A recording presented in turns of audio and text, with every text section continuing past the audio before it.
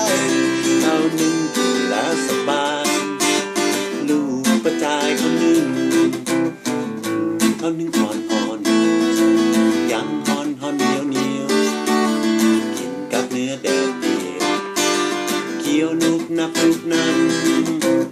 าบดูน้ำพริกอ่อน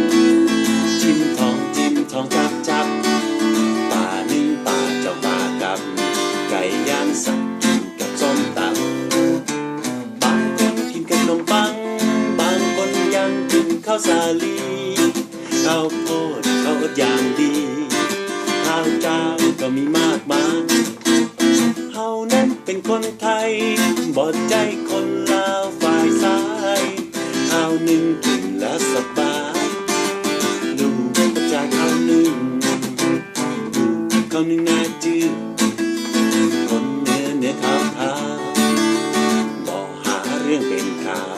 บ่าวสาวละอ่อนนุ่มแก่เรียนก็อู้หนักฮักก็ฮักแต่บ่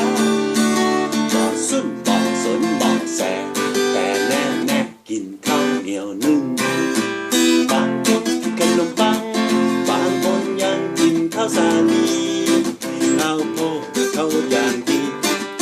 ข้าวเจ้าก็มีมากมายเฮานั้นเป็นคนไทยบ่ใจคนลาวฝ่ายซ้ายข้าวนึ่งกินแล้วสบายลูกประจายข้าวนึ่ง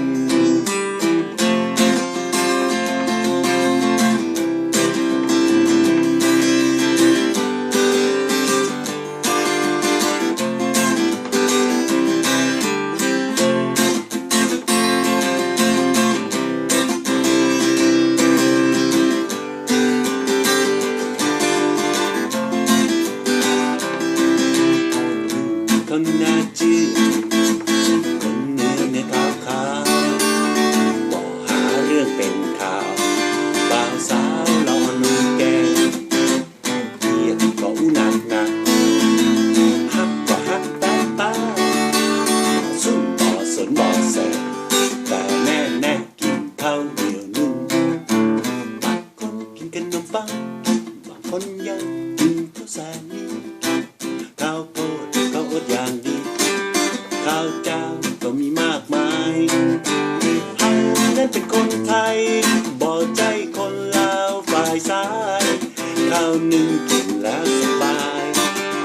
ลูกประจายข้าวนึ่งบางคนกินขนมปังบางคนยังกินข้าวสาลีข้าวโพดข้าวอดอย่างดีข้าวเจ้า